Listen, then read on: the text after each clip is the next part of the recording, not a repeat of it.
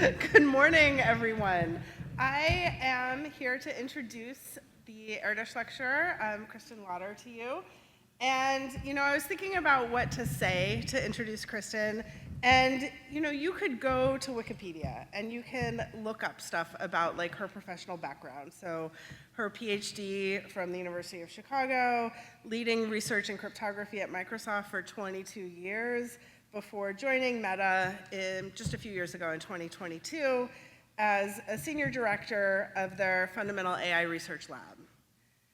Or you could learn about her mathematical work. So her fundamental contributions to the study of a billion varieties over finite fields, developing a cryptographic algorithm from supersingular isogeny graphs for elliptic curves, work in homomorphic encryption, which helps keep your data secure, your genomic data, medical data, financial data, or her numerous contributions to the mathematics community, serving on the AMS Council, serving as president of the AWM, or her long list of accolades, winning the Selfridge Prize in Computational Number Theory.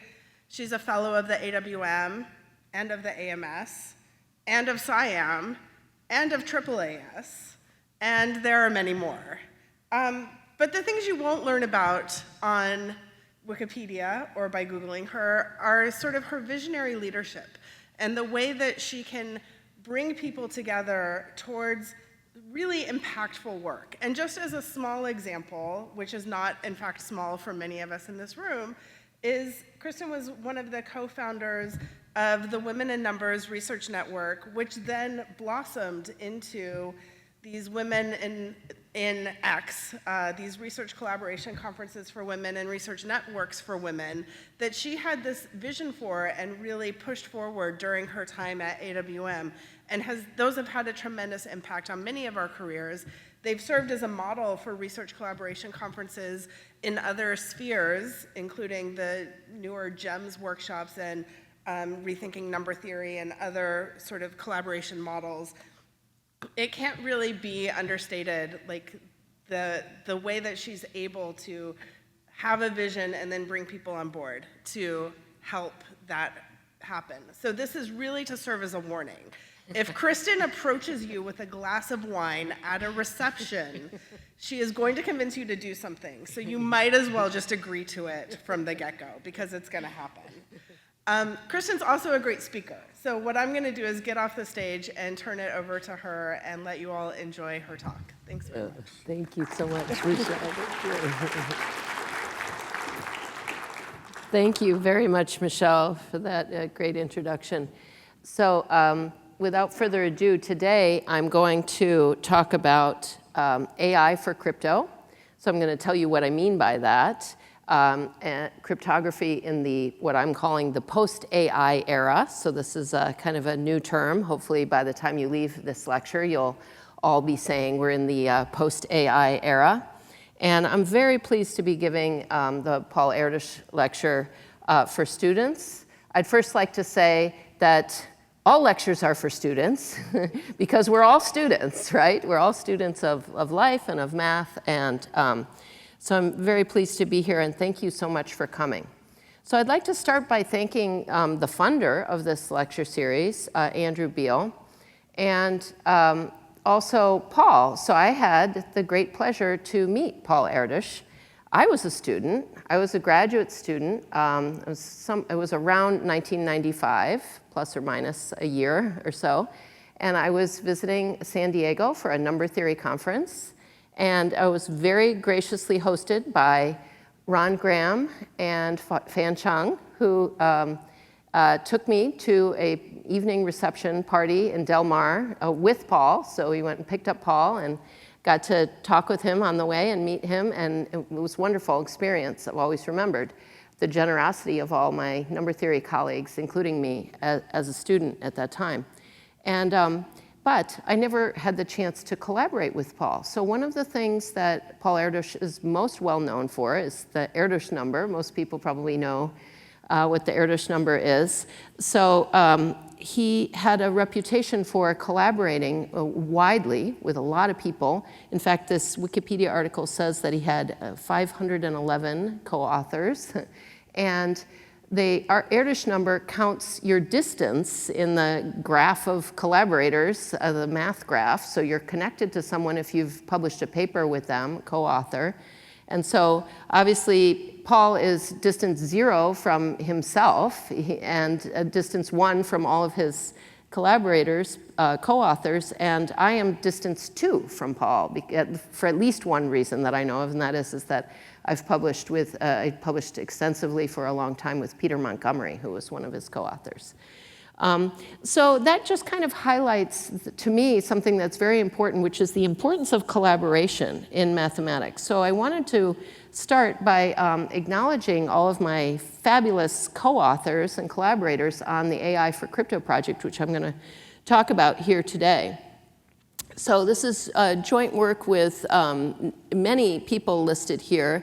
This is the combined author list from all of our AI for Crypto papers over the last 3 years, and pictures of some of our offsites here in Seattle, where we always like to include in our offsite a walk around South Lake Union. We always get great ideas from walking and talking, and so these are my collaborators who I'd really like to acknowledge. And also, I think the Erdős lecture is a nice time to emphasize the importance of collaboration in math. It used to be that, so when I was a graduate student, I felt very isolated as a PhD student, just working by myself all the time and just only single author papers through at least the first couple of years of my postdoctoral work. And I remember the moment at which it was, at some point, my husband, who is not a mathematician, said to me, hey, look at all these other colleagues of yours in math that are publishing so much more than you are. They're publishing so much faster because they're working with other people and they're getting a lot done. And I looked around and they also looked like they were having a lot of fun too. And more people to talk about your joint work and all of that. And I said, yeah, but I can't do that. I don't have any experience, collaborating or writing a paper with someone. And he's like, well, you better learn. And in fact, I did learn, and it's wonderful. I don't think I've barely written any single author papers since then. And collaboration is a great gift and a great tool for advancing in mathematics. So if you're a graduate student, get on it, make sure you have people to collaborate with, and I'll talk a little bit more about that at the end. So here's the kind of outline for my talk, rainbow outline here. We're going to start by talking about what is post-quantum cryptography and an example of that, which is lattice-based cryptography. And then I'd like to just talk about machine learning or AI. I said we're in the AI era, so what do I mean by AI? And how we can, this is our work, AI for crypto work, how we can use AI to actually attack post-quantum crypto systems and the whole kind of new field that is emerging in this direction. And finally, if I have time, talk about some of our benchmarking efforts. So let me first start by coining another term, pre-quantum cryptography. So everybody talks about post-quantum cryptography. Well, what is post-quantum cryptography? Post-quantum cryptography is supposed to be the cryptography that we are going to use in the future after we have a quantum computer.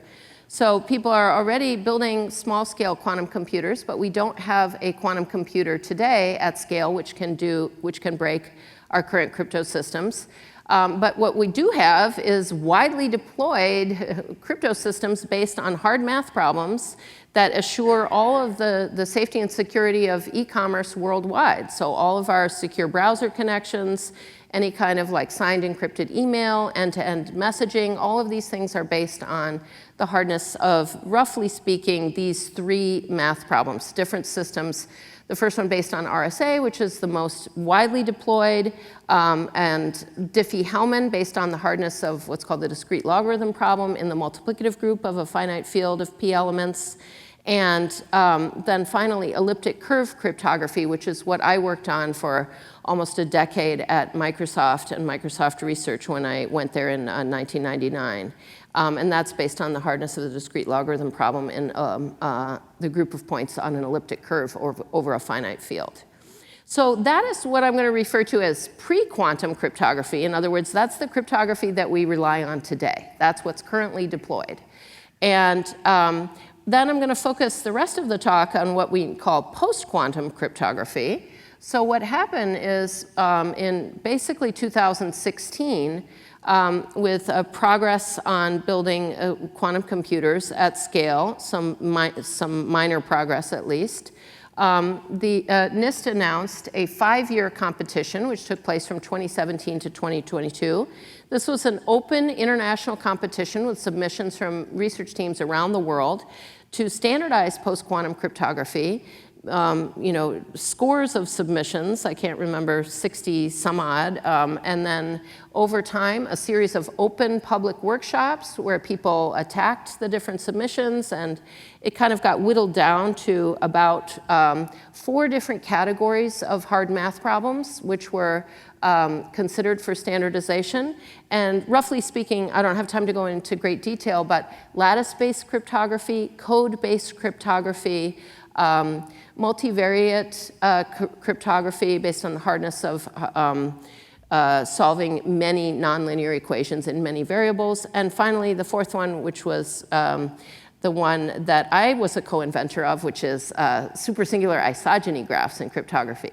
But that one was eliminated. So we have these other 3 that are still kind of the basis for many of the systems that either were standardized over the last 2 years or are still being considered.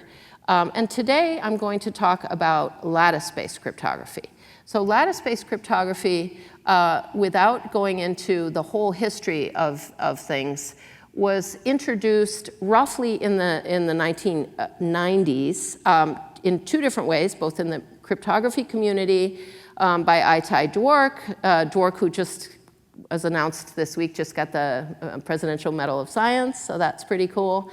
And by Hofstein, Pfeiffer, and Silverman in the math community. So that was in the 1990s. Lattice-based cryptography was introduced. The NTRU company was actually founded based on lattice-based cryptography.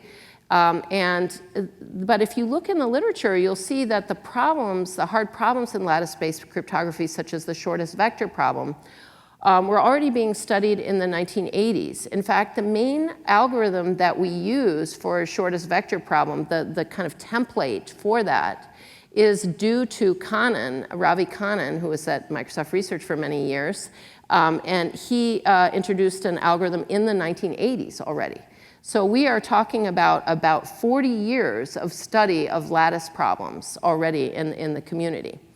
But about 20 years ago, a particular flavor or version of lattice cryptography was introduced by Oded Regev called learning with errors. So I'm going to explain the learning with errors problem because this is the problem that the post-quantum crypto systems are based on, both the key exchange and signature scheme. It's also the problem that homomorphic encryption systems are based on, which is something that I worked on also for over a decade.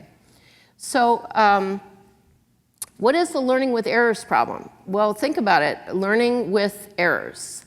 So it must have something to do with learning something when there's some error being injected. Yes, so the idea is, what if you were given a bunch of random vectors, A, and these vectors are all going to be mod Q. So in cryptography, everything has to be finite because it has to be put onto a computer. And so we represent all of our elements that we're going to compute on as elements in some kind of finite way, but in particular, all these problems being based on number theory, we end up working mod Q or mod P, some prime, or mod Q in general. And in this setting, all of the entries in your vector A are going to be elements mod Q, and they're random. They're selected randomly at mod Q. So somebody gives you this random vector, and then they also give you B, which is an element mod Q, that is formed in the following way. You take the inner product of A, so if you're the person that's encrypting something, you have a secret vector S, and you're going to take the inner product of A with S, and then you're going to add some error, some noise, which is selected according to some distribution. In general, the error is assumed to be fairly small, so like basically from a Gaussian distribution that's rather narrow. And so you add this noise and form this B, and suppose that somebody gives you access to many of these samples that were created with the same secret. So they had a secret, they generated lots of random vectors A, and every time they gave you basically a noisy inner product of their secret with A. So they gave you lots of A comma B's. B was A dot S plus error selected newly each time. So the challenge is, if you're an attacker and you are given a bunch of these samples, the first challenge is, can you even decide whether B was formed according to this, what's called an LWE, learning with errors, regime, or is it just random? Was it just random vectors A with some random B there? So that's called the decision problem, decision LWE. And then the second challenge is, if you're given enough of these samples, can you actually recover the secret? Can you find the secret? So this is the learning with errors problem. And so just think of B as always being a noisy inner product of your secret with random vectors A, and that there's many samples A, B available to an attacker. So what I'd like to say is, I mean, first of all, you should know, like, this is already standardized. So you already have conferences of people in industry moving forward on deploying, kind of a key exchange, for example, for secure browser sessions and stuff like that, based on this problem. So this is already a reality. And same thing for applications in homomorphic encryption. But something that's important to note is that the hardness of this problem depends very much on how you select the parameters. So I realize it's a long list of parameters, but I want to make it clear that there's quite a few parameters here that need to be selected securely. And if you don't do that, then you won't have a secure crypto system. So I'm going to let n be the dimension of the lattice. So in other words, the number of entries in your vector A.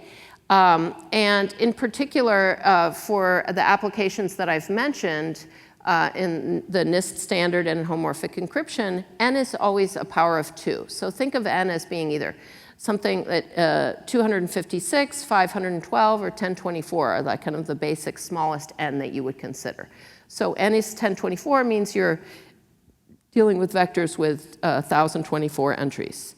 Q is the modulus. How big should Q be? And Q, the log Q, the number of bits that it takes you to represent Q, that determines how much space it takes you to write down elements in your crypto system.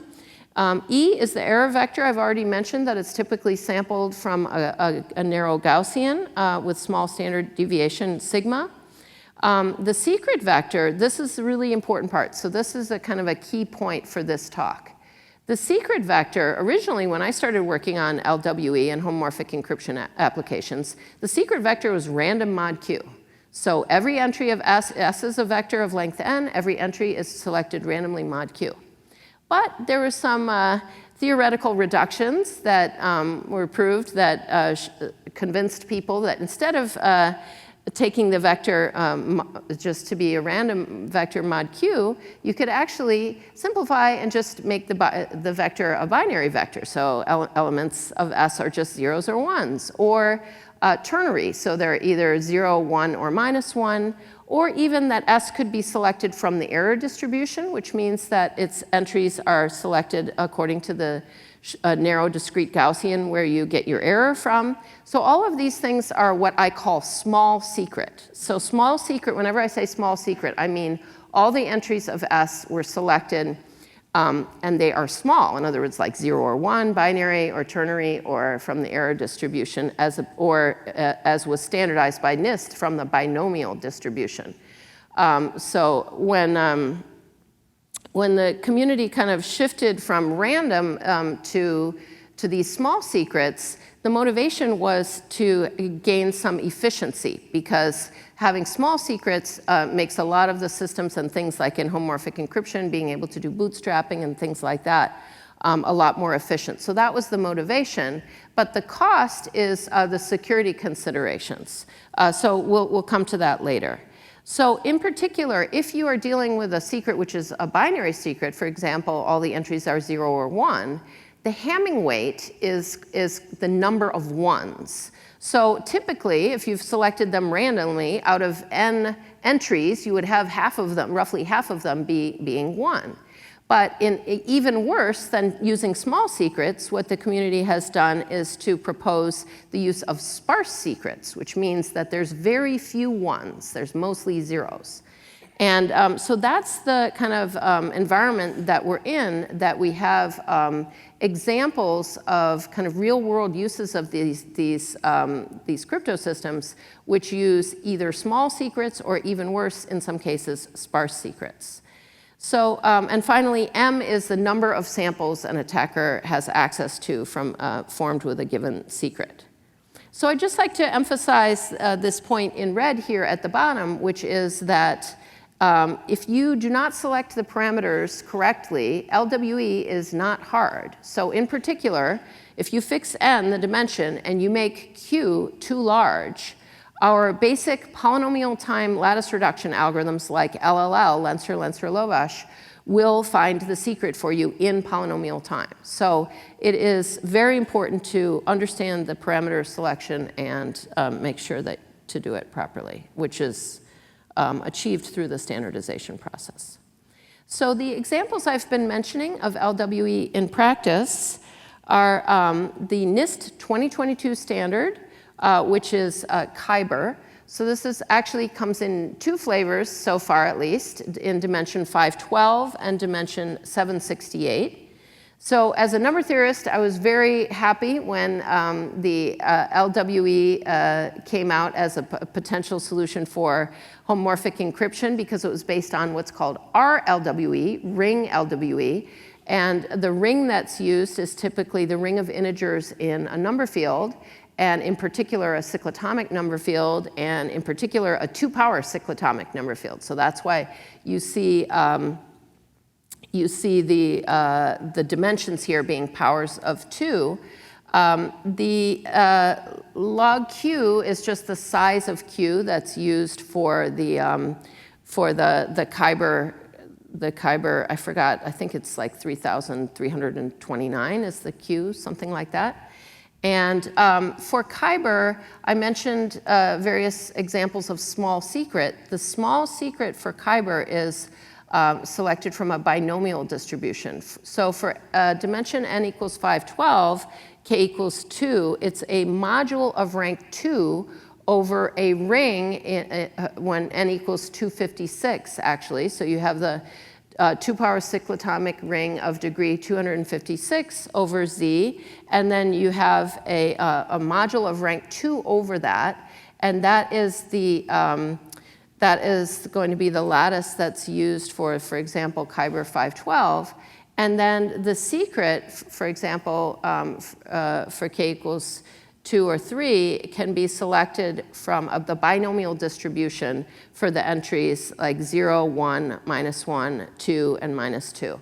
So for example, like for k equals 2, out of 16, every 16 choices, like six times out of 16 they would be 0, and then like 4 times it would be 1, 4 times it would be -1, 1 time it would be 2, 1 time it would be -2. That's the distribution that the secret is selected from. So you can see that that's a small secret. Again, it's not binary, but it's close. So it's not what we would call sparse, because only 37% of the entries are 0, but it still does have a lot of zeros. So it's like 63% non-sparse, let's say. Okay, so then one more favorite topic of mine, let me just at least mention homomorphic encryption. Actually, in our homomorphic encryption standardization community, which I co-founded in 2017, it makes me laugh when I think about Michelle's introduction. Definitely convinced lots of people to join our effort by discussing with them at multiple receptions with multiple glasses of wine. But the result is we actually have a public standard for homomorphic encryption since 2018 and a regular series of standardization meetings around the world. We've had meetings in Korea, Geneva. Next one is in Turkey, I think, in the spring. And so homomorphic encryption is a very powerful technology which can help us to protect our privacy through encryption. And so a whole nother talk, which you can find online or hear me give some other time, I usually call it private AI, which is using homomorphic encryption to protect private data in the AI pipeline. So homomorphic encryption is encryption that you can compute on because it's homomorphic. So you compute two things and now you can combine them. And the main solution for homomorphic encryption, which has been deployed worldwide in many publicly available libraries, including SEAL, which is what my team at Microsoft Research created and released publicly, is SEAL is a homomorphic encryption library for encrypting content that you can actually compute on. And for homomorphic encryption, you start in dimension at least 1024. And then it goes up from there. And in fact, you need the dimension to be around 2 to the 15 in order to enable bootstrapping, which allows you to enable like arbitrary computation. So it's really very, very large dimensional lattices at that point. But they stick with small standard deviation for the error, so still small error. And for efficiency reasons, the community has moved towards strongly preferring binary or ternary secrets, and in particular, even sparse secrets. So the sparse secrets are not in our standard because I don't think they're safe. I didn't even think they were safe 6 years ago before I started working on my previous current talk here, but I still don't think they're safe. So they're not in the standard yet. So those are the two applications, the Kyber for key exchange and homomorphic encryption. So these are the two main applications you should think of for the learning with errors problem. So now I mentioned that the Lattice community, research community, had existed for at least 40 years, algorithms going back to the 1980s. The main thing that, the main approach that the community has taken to attacking these type of problems. So first of all, maybe let me just explain the term lattice. So I specifically focused on explaining learning with errors because I'm about to talk about machine learning, which is the theme of JMM this year, the AI algorithms, and the idea of learning with errors. And that's the way that I think about these crypto systems.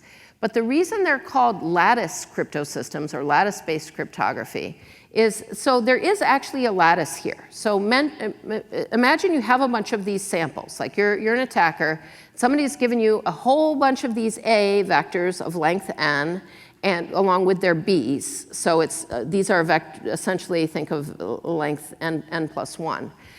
So you can actually create a lattice in Euclidean space, which is generated by these vectors A. And so that's the lattice we're talking about. And the hard problem in lattice cryptography is to be able to find the shortest vector in a lattice. That's the kind of the fundamental hard problem in lattice cryptography. And there's a whole zoo of other problems that are kind of related to that shortest vector problem, like approximate shortest vector problem.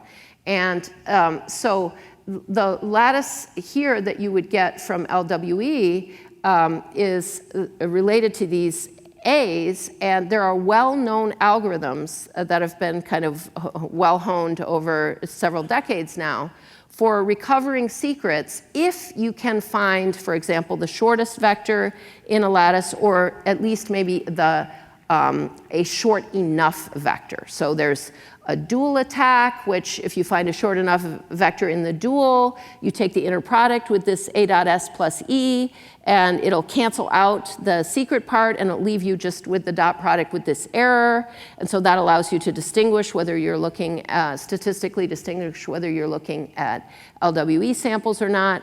There's the Cannon algorithm or Cannon-based algorithm called unique shortest vector problem, and that's where you actually you construct a certain lattice out of these A. It's not exactly just the space generated by these A vectors, but you embed that into a slightly more complicated lattice. And then if you can find the unique shortest vector in that lattice, then you will have directly recovered the secret. And there's a couple more algorithms like that. So these are the basic algorithms that are known for attacking lattice-based crypto. And these are the ones that were used to set the parameters for standardization. So we call this whole area lattice reduction, and being able to take a lattice and reduce it so that you get out a short vector is this process of lattice reduction. But up until now, up until our work, the main philosophy of lattice reduction and attacking these lattice-based systems was that you have to run lattice reduction until it succeeds. So either until it finds the shortest vector or until it finds a short enough vector. So these lattice reduction algorithms, honestly, are still very poorly understood in terms of the quality of the vector they produce, what their running time is, and what happens is that when you go into high enough dimensions, people are not able to run them for a long enough time in our lifetime. They're generally mostly not parallelizable. So you just end up with projections of how secure we think systems are based on these sometimes very poorly understood algorithms for lattice reduction. So this kind of frustrating situation was what caused me to think about, this was actually long ago, it was probably close to 10 years ago, when I was working on homomorphic encryption, is, well, isn't this funny? Learning with errors. The cryptography community is assuming that learning with errors is hard, right? That you give them a bunch of A dot B, or A dot S plus E, which equals B, and then they won't be able to figure out S. So now flip over to the machine learning community and the whole AI era, the AI revolution, and what we're living with today, and the joint math meetings focus on AI.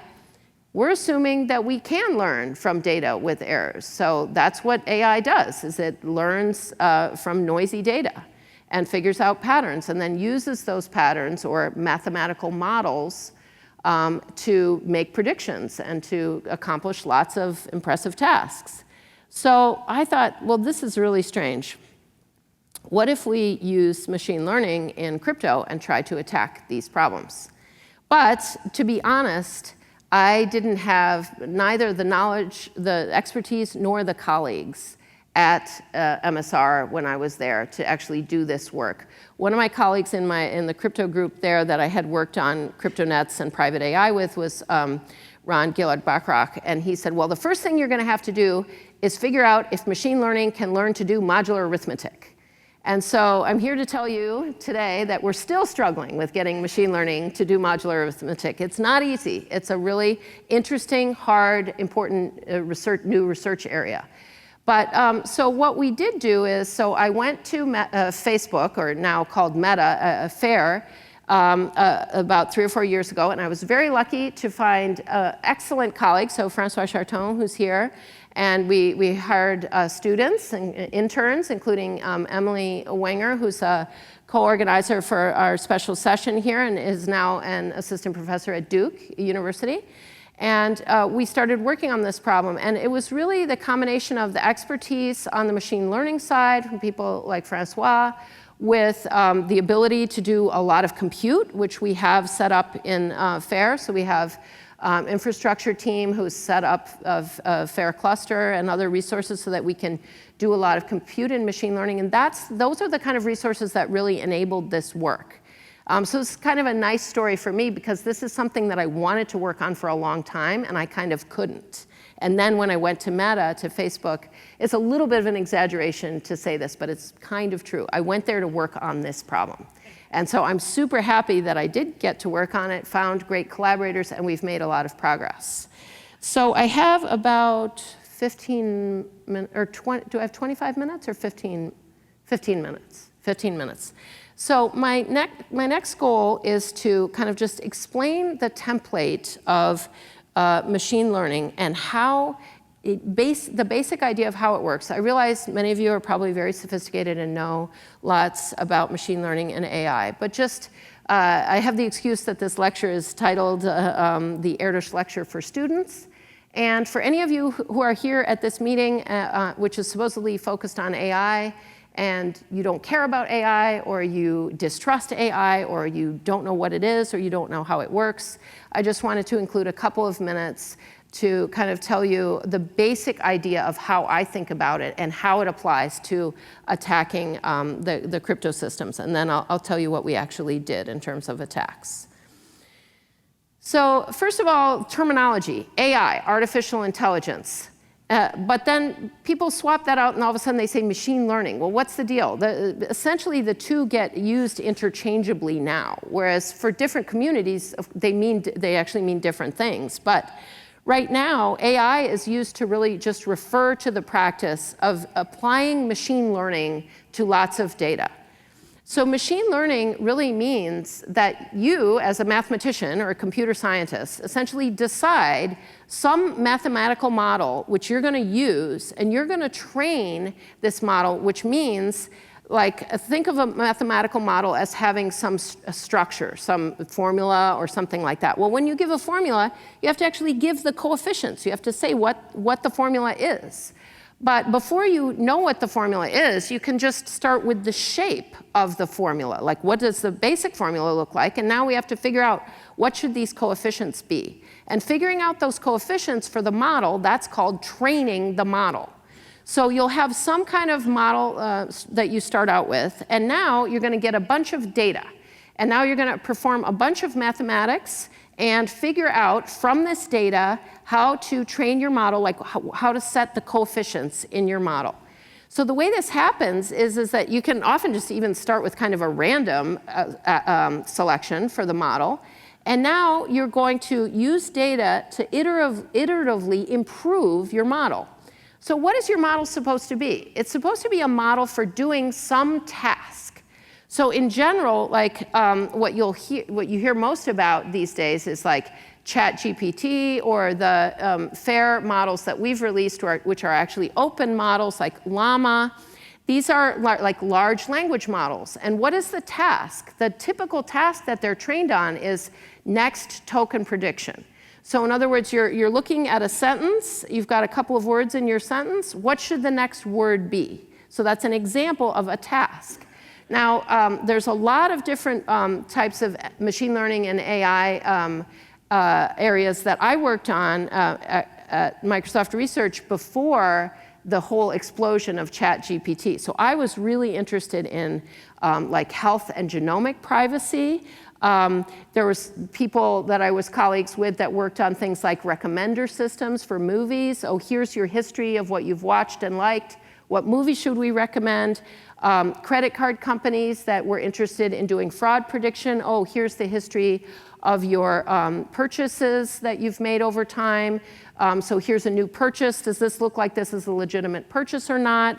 So both genomic, financial, personal types of predictions. So these are all types of tasks that you would do with AI, or that you would train machine learning models to do. And each one of them requires representing the information in some vector, basically some mathematical vector, deciding on a model, training the model, and then using that model for predictions. So that's what we often call like the ML or AI kind of pipeline or workflow. It's really basically just like learning a model from data and then using that model to make predictions. Now, just one more caveat, not very important, but everything I've been describing is what's called supervised learning. You're kind of assuming that the data that you're learning from is labeled, and that's called supervised learning. So I always like to give this kind of medical example just to try to kind of bring it home to people. This was a real example that one of my colleagues was working on about maybe 10 or 15 years ago.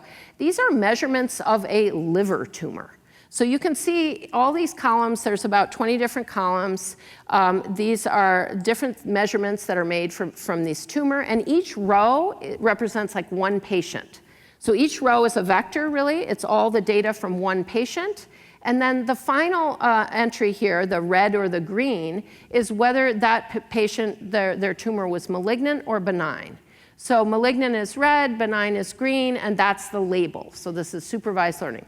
So the idea, this is a very simplified example. This is a binary classification problem.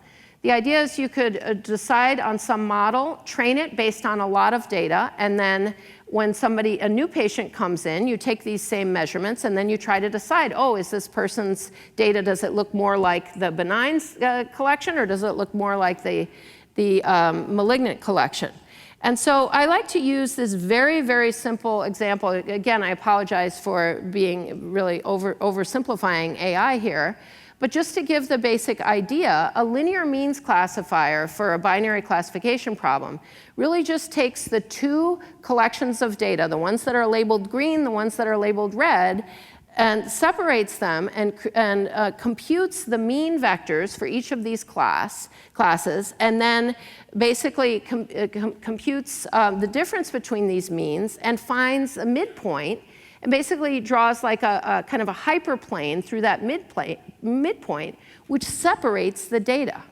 So you can think of that hyperplane that separates the data as being the model. In this case, again, vastly oversimplified. What it means is that this model tells you, give me a new data point. Well, which side of the hyperplane is it on? And that's my prediction. Of course, there's many, many problems with this, and these models have been vastly improved over the last 30 or 40 years by a lot of talented, what you might call applied mathematicians working on developing things that are much more sophisticated than the linear means classifier. But the reason that I like to give this example is, so how do you train this like a slightly more complicated model than this one, is you just think about what we call a loss function, which is, imagine that there's going to be some model. We don't know which hyperplane it is yet. But what you're really trying to do is you're trying to minimize the distance between the correct values and the incorrect values. So you'll get what's called a mean squared error, which is like an L2 distance. And you're trying to minimize this sum of all of these distances. And so actually what you're doing in the kind of more sophisticated models going towards linear regression, logistic regression, and then eventually deep neural nets and transformers, is that you have some loss function and you have some model that you start with. And every step that you take, you think of like a hypersurface, which is describing all possible models that you could end up with. You're trying to walk towards a model where your loss function is less. Like, let's say the loss is the sum of all the mean squared errors. So you're trying to find a better model by processing data each time.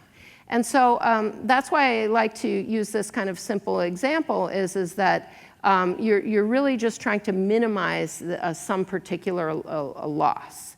Now, in any given problem that you start to work on, then you need to decide all of these things, like how do you represent the data? What should your loss function be? All of these techniques that have been developed over time for like regularizing the loss, all of these things. So there's several decades of publications by computer scientists, working on and refining these models, but that's the basic idea. So now I'd like to flip over to how do we use this in cryptography. So this is our series of SALSA papers, actually 4 papers that we published over the last essentially 3 years, plus 2 papers this year, a benchmarking paper and a cool and cruel paper. But these SALSA papers are essentially making this fundamental idea of using machine learning to attack LWE a reality. So what did we do? We started by figuring out what task should we use to train a model. And so if you think about A, comma B, A is a vector, B is a noisy inner product. And if you think back to my medical example with the vectors, which are measurements of tumors, and then B kind of, which is the red-green, is it malignant, benign? The task there was predict, is it malignant, benign? So in this case, the task is given A, predict B.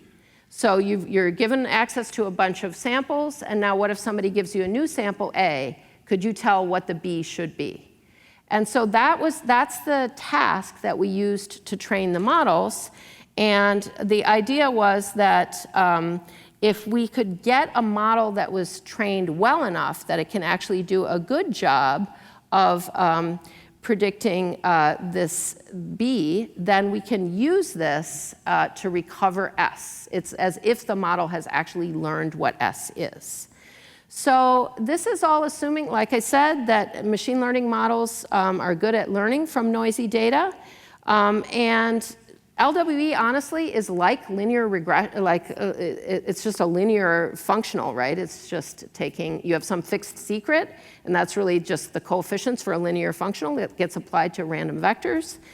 But the only thing is that if it weren't mod Q, then linear regression would just work on this. But our problem is mod Q, so it's not just plain linear regression. And machine learning models are good at doing lots of different math, including linear algebra, like I mentioned, was showed by my colleague Francois Charton, but not yet very good at doing modular arithmetic. So that is actually the fundamental stumbling block that we're facing. And so the machine learning-based attack on LWE with sparse secrets that we were able to start with in the first SALSA paper was that we use transformer models, which is just a certain type of sophisticated model used today in large language models. And we train on lots of data to predict B from A, and then we developed these cryptographic distinguishers, which use the models as an oracle to recover the secret. So that's the basic template. And we were able to recover very sparse, small size LWE secrets. And this is what the acronym SALSA means. It means secret recovery attacks on LWE with sequence-to-sequence models with attention, which are a certain type of transformers.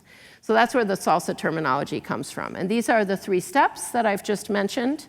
And so we're able to train these models to do secret recovery by using the predictor, and then we develop statistical methods for doing the secret verification, since we don't know the secret. So over time, we actually improved these models, and I'm going to have to skip through. So I have about less than 5 minutes left. Is that right? I'm sorry? Oh, good, excellent. So I don't have to skip quite as fast. So the way that these SALSA models work is that as soon as the loss function starts to drop, so these different colors of this loss function are for different dimensions. So you can see this was early work. This is still in very small dimension, only going up to dimension 128, which is the red line. But if you look at the top graph and then you look at the bottom graph, as you go on the x-axis, this is time. This is your training epochs. So you keep running more and more epochs, and this is time on the x-axis. And on the y-axis, the loss is the top graph, and the accuracy of predicting B is the bottom graph. And as soon as that loss starts to drop, you can see the accuracy starts to go up. So it's still very small. It's still like 25 or 30% accuracy. But as soon as that accuracy starts to go up, that's when we start recovering secrets. So it's really kind of a really cool, fun area to work in. There's been a lot of work over time. What we've done is we've improved SALSA. So the first SALSA started with many limitations. We used a lot of data, like 4 million eavesdrop samples. We were only in small dimension. We were looking at very sparse secrets with very low Hamming weight, like Hamming weight 5, only binary secrets. And so the subsequent papers have improved all of these things. So SALSA Picante and SALSA Verde brought the amount of data we need down to 4n samples, where n is the dimension. We improved the sparse, like the attackable density, like getting up to, for example, for n equals 512, up to Hamming weight like 63. We improved the type of secrets we could attack, new distinguishers, so not just binary secrets, ternary, Gaussian, binomial secrets, all of these. So those were all the kinds of improvements that we've made over the last couple of years. And the SALSA Fresca paper actually is able to attack for the first time the 1024 dimensional problems and recover very sparse secrets, so only Hamming weight 13 up until now. But so that's the kind of work that we were doing. And so before I come to my concluding remarks, I just want to talk a little bit about the importance of benchmarking in AI. So this was my last topic on my outline, is that today, so much of what the AI research community is working on, improving models like large language models, but also being able to add in new capabilities such as reasoning and things like that, being able to do more multimodal type of models that are not just working on language, but language and video, and things like relevant to robotics and human action. All of these, this whole research area is actually enabled by the existence of data sets and benchmarks. And so that's something that I think it's probably, there's pockets of the math community that thinks about this, but it's not like a mainstream philosophy for the mathematics community, the importance of actually putting your time into developing data sets and benchmarks. And so our project has come to that point of maturity where we really recognize the importance of this for this field that we're now calling AI for crypto. And so we, this summer, for example, released data sets that other researchers can work on to attack and understand the LWE problem. And we released a set of benchmarks on how well a whole range of different attacks work on these different problems. So it's kind of standardized bunch of problems to work on. And so this was the work that we released this summer, and it'll appear at the IEEE Oakland Security and Privacy Conference in May. And if you're interested in more information about the benchmarks, then you can actually go to a talk, hopefully, by my colleague Emily Wenger tomorrow. She's sick, but hopefully will be here tomorrow. But the high-level story about the benchmarks is that if you look at the settings that are important, so if you look at the very top here, the Kyber settings are the first set of columns, those 3 columns there, and then the homomorphic encryption settings are the next 3 columns. And so you can see at the top the dimensions that we're considering from going from 512, 768 up to 1024. And so this was the first time that we're actually able to recover secrets in the dimensions that are standardized. Now, these secrets are not fully general secrets. They're sparse secrets. In this case, I think, hopefully it says it somewhere on this slide. I think these are the binary secrets case. Oh no, I'm sorry. For Kyber, it would be the binomial secrets, and for homomorphic encryption, oh, it says it at the top. I'm sorry. Look at the second line below the dimensions. It's the ternary secrets for homomorphic encryption. And so what you see is that, I mean, to me, this is very scary because the NIST and the International Cryptographic Community has actually standardized these parameters. So these are the parameters, and we're giving the secret recovery. This is kind of the punchline of my talk here, is that with these AI methods, and the times here that I'll explain in a little bit more detail, we're able to recover these secrets in a matter of hours, literally. Like cryptographic systems are supposed to be secure, like beyond the age of the universe. You know, we typically standardize cryptographic systems to have security 2 to the power 128. That's the minimum security level is. And so what we're doing here with the AI algorithms is If you look at the ML band here, over on the left, there's 4 different algorithms which we benchmarked. And the first line, the USVP, that's the classical lattice reduction. So that, if you look all the way across, you'll see that that did not recover any secrets. So that's the typical expectation. Lattice reduction does not succeed on this parameter size. But if you look at the next band, the machine learning, what you'll see is that the Hamming weight, the best H line, is the best Hamming weight that we're able to recover in this kind of small amount of time. So this is not running for very long. The time is divided into 2 stages, a pre-processing stage and a recovery stage. And the total amount of time is, for example, for the first Kyber column, Hamming weight 9, and the total hours to recover is 36 hours. Whereas if you zoom all the way over to the last column, for example, homomorphic encryption, the best Hamming weight that we're able to recover in dimension 1024 is 17, and that we recover in like 29 hours. And the number of machines that we're using is listed in those middle 2 rows. The pre-processing is like the number of hours times the number of machines. So for example, in that case, we're using 1,200 machines to do this. So overall, just to kind of summarize the takeaway, I'm not going to go into the detailed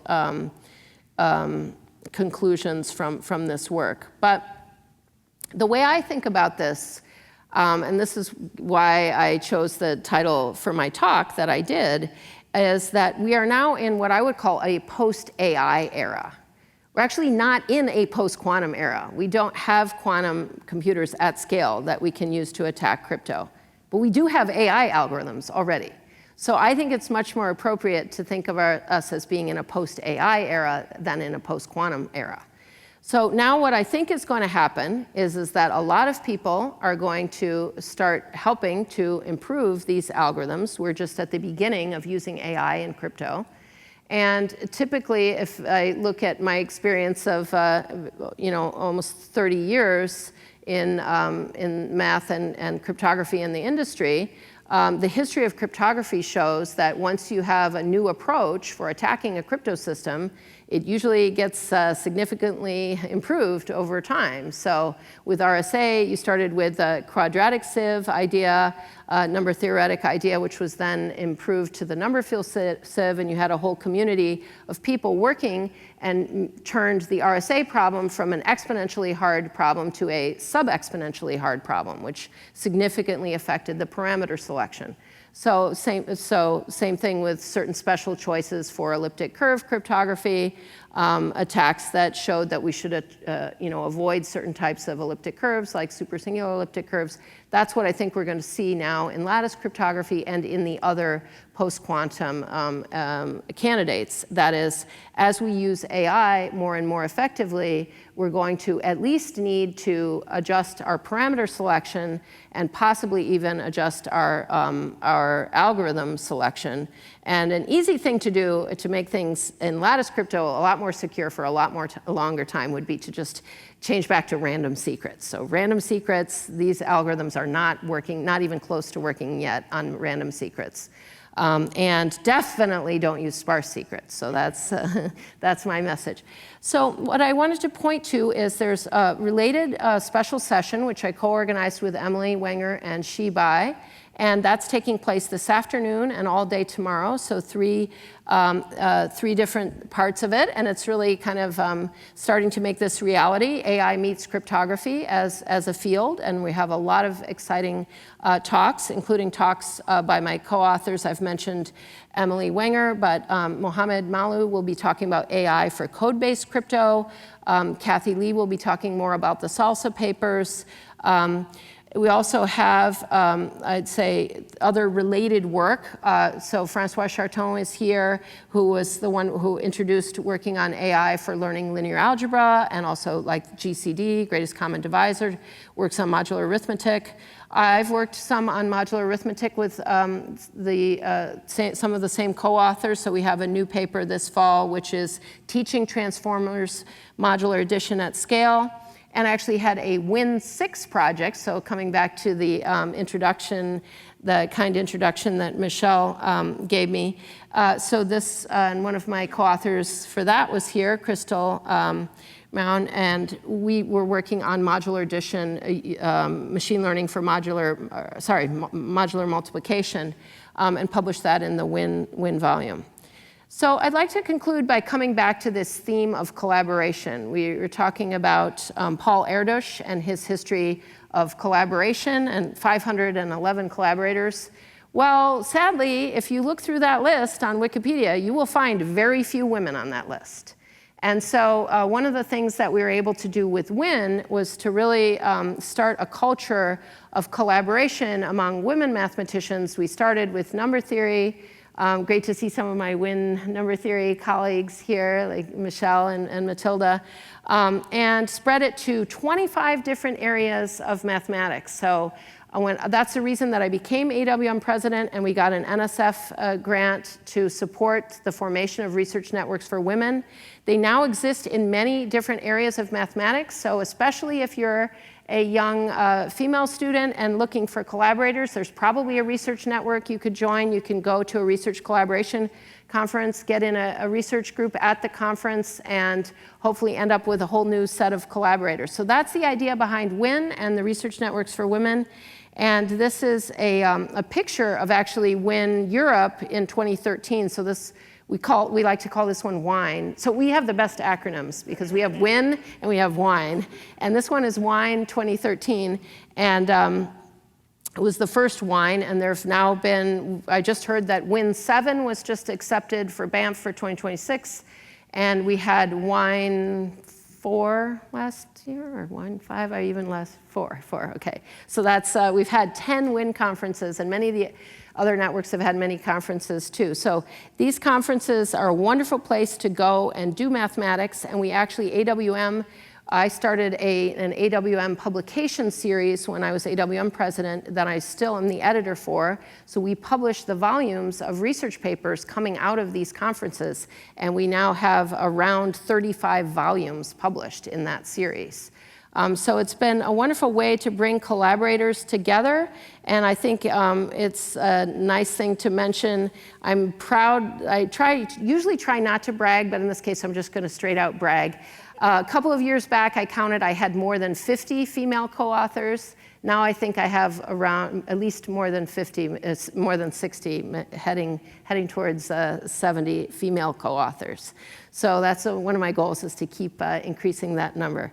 And so I think that's a nice way to tie back to Paul Erdős and his tradition of, his habit of collaborating with so many people.